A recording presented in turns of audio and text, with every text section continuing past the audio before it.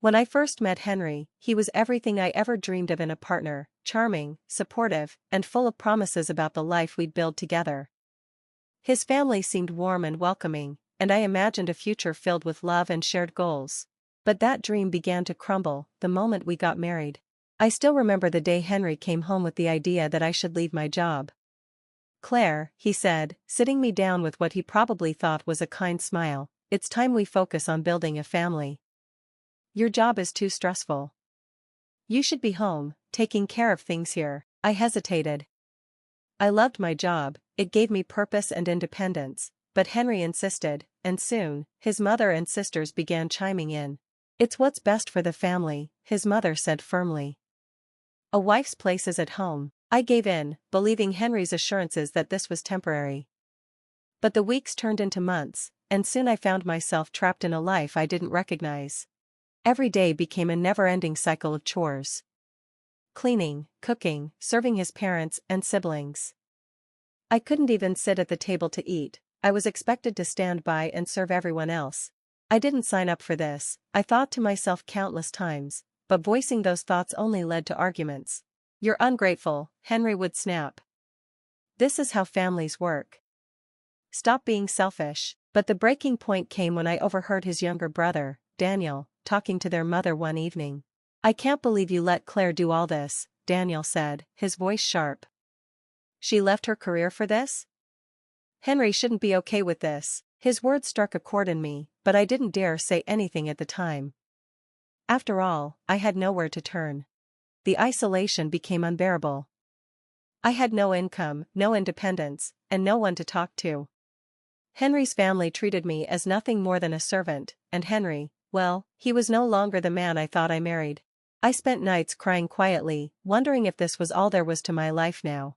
Little did I know, Daniel's words would soon set off a chain of events that would change everything. "Claire," Daniel said one day when the family was out. "I need to talk to you." His expression was serious, and for a moment, I felt a flicker of hope. "What is it?" I asked hesitantly. "I don't think this is right, the way they're treating you. I've seen it, and I can't stay quiet anymore." My heart pounded as I listened to him. For the first time, someone had acknowledged my struggles. And that was the beginning of my fight to reclaim my life. Daniel's words lingered in my mind for days. I didn't know how to process them. Someone in this family, my husband's family, had actually seen through the facade and acknowledged my pain.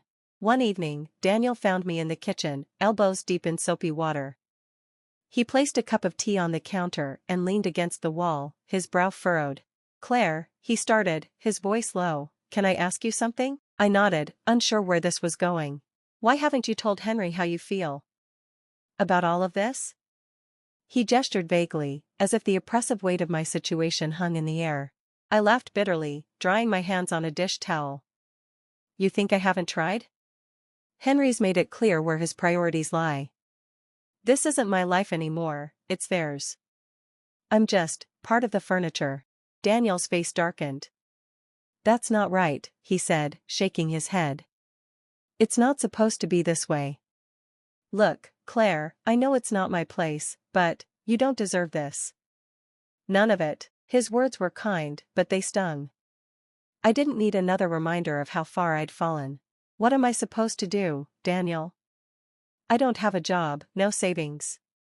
I have nothing to my name."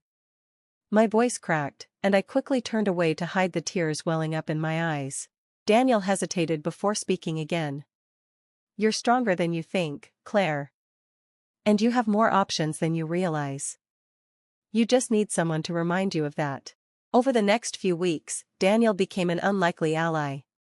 He found small ways to lighten my load, helping with chores when no one was looking or deflecting their constant demands. "Why do you care so much?" I asked him one day, genuinely curious. He hesitated, then shrugged. "Because I've seen what this family can do to people. And you're different. You deserve better." His words planted a seed of something I hadn't felt in a long time: hope. One day, while I was cleaning the living room, Daniel walked in with a worn envelope in his hand. "What's this?" I asked, confused. "Open it," he said, a small smile playing on his lips. Inside was a job posting, a position at a local nonprofit organization. It wasn't glamorous, but it was something. I don't have the confidence to apply, I admitted, feeling the familiar weight of doubt pressing down on me. Then let me help you, Daniel said firmly. You're capable, Claire. You just need to believe it. With Daniel's encouragement, I secretly began working on my application. For the first time in months, I felt a spark of purpose. But as I started to rebuild my confidence, I also became more aware of how toxic my environment truly was. One evening, as I sat down to dinner with Henry's family, his mother made an offhand comment that nearly shattered me. Claire, don't forget your place. You're here because we allow it, she said, her tone dripping with condescension. I clenched my fists under the table, feeling a surge of anger. For the first time, I wanted to fight back, not just for myself, but for the life I deserved. Little did I know, this was only the beginning of a confrontation that would change everything. The storm that had been brewing inside me finally erupted the day I overheard Henry and his mother talking in the living room. I had been cleaning the hallway when their voices, sharp and cutting, reached my ears. She's a burden, Henry, his mother hissed. Claire brings nothing to this family, no money, no status, why do we keep her around? My heart twisted as I waited for Henry to defend me. To my shock, his response was even worse. She won't leave because she has nowhere to go, he said coldly. She's stuck here, and that works for me. Someone has to take care of you and Dad. It was like a knife to the chest. My own husband, the man who had vowed to love and protect me, saw me as nothing more than a convenience. That evening, I sat alone in the tiny room they called my space, staring at the job application I had completed with Daniel's help. His words echoed in my mind, you're capable, you just need to believe it. I realized then that staying in this house was a choice. They could only hold power over me if I let them. With shaking hands, I sent the application. The moment I hit submit, it felt like a small weight had lifted from my shoulders. The next day, Daniel noticed a change in me. You're standing taller, he said with a grin. I finally did it, I told him. I applied for the job. He beamed. That's amazing, Claire, you're taking back control of your life. For the first time in months, I felt a flicker of pride. But the family was not blind to the shift in my demeanor. Henry's mother grew suspicious, her sharp eyes watching my every move. What are you up to, Claire? She asked one morning, her tone dripping with accusation. Nothing you'd care about, I replied, surprising even myself with the firmness in my voice. Her glare could have cut through steel. Don't forget who holds the power here, she snapped. But her words no longer had the same effect. I was done being a victim. Days turned into weeks, and I heard nothing about the job. Doubts began to creep in, but Daniel reassured me. Good things take time, he said, just keep believing in yourself. Then, one evening, my phone buzzed. It was an email from the nonprofit organization. My hands trembled as I opened it. We're pleased to invite you for an interview, it read. The next challenge was getting to the interview without anyone finding out. Henry and his mother controlled my schedule so tightly that sneaking away seemed impossible, but Daniel came to the rescue once again. I'll cover for you, he said, whatever it takes. You're going to that interview. The morning of the interview, I dressed in the best clothes I could find, trying to ignore the fact that they were years out of style. Daniel gave me a thumbs up as I slipped out the door. The interview was nerve-wracking, but for the first time in a long time, I felt like myself again. The interviewer, a kind woman named Lisa, seemed genuinely impressed by my answers. As I left the building, I felt a surge of hope. Maybe, just maybe, things were starting to change. When I returned home, however, Henry's mother was waiting for me. Where were you? She demanded, her voice icy. Out, I said simply, meeting her gaze with a steadiness that surprised us both. Her eyes narrowed. Don't think you can defy me, Claire. This is my house, and you live here on my terms. But I didn't feel fear this time. I felt something else entirely, defiance. I didn't know it then, but my small act of rebellion had set the stage for a confrontation that would finally break my chains. A week later, I was helping Daniel prepare lunch in the kitchen when my phone buzzed. It was a call from the nonprofit organization. Claire, we were very impressed with your interview, said Lisa, the woman who had interviewed me. We'd like to offer you the position. I nearly dropped the phone. Tears filled my eyes as I stammered out a thank you. After months of feeling powerless, I finally had a way out. Daniel saw my expression and broke into a grin. You got the job, didn't you? I nodded, unable to speak, and he pulled me into a warm hug. That evening, I knew I had to tell Henry. My heart pounded as I waited for him to come home. He walked through the door, looking as disinterested as ever, but when I told him about the job, his face twisted into a sneer. "You think you're going to work?" he scoffed. "Not in this house." "I'm not asking for your permission, Henry," I said firmly. "I've already accepted the offer."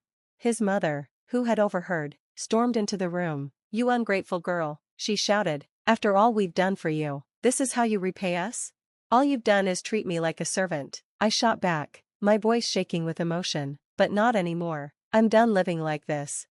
The argument escalated, with both Henry and his mother hurling insults at me, but for the first time, their words didn't hurt. I had found my strength, and I wasn't going to let them take it away. When I refused to back down, Henry's mother delivered her final blow. "If you leave, you'll never be welcome here again." I met her glare with a steady gaze. "That's fine by me." The next day, Daniel helped me pack my things. He insisted on driving me to the new apartment the nonprofit had arranged for me. "You're going to be amazing, Claire," he said as we loaded the last box into his car. Tears streamed down my face as I hugged him. "Thank you, Daniel, for everything." Moving into the small, humble apartment felt like stepping into a new life. It wasn't luxurious, but it was mine. For the first time in years, I felt a sense of peace. The job was challenging, but fulfilling. I spent my days helping women who had faced hardships similar to mine, and in doing so, I found healing. Months passed, and I thrived in my new life. Then, one day, I received an unexpected visitor, Henry. He looked thinner, more tired than I remembered. "Claire," he said, his voice trembling, "I made a mistake. Please come back." I stared at him, feeling a strange mix of pity and triumph. "You didn't just make a mistake, Henry," I said. "You destroyed what we had, and I've moved on." As I closed the door on him, I felt a sense of closure. The woman who had been too afraid to stand up for herself was gone. In her place was someone stronger, someone who had reclaimed her life. That night, I sat in my little apartment, thinking about how far I had come. My phone buzzed with a message from Daniel. "Proud of you, sis." For the first time in years, I smiled, a genuine, unburdened smile. I was free.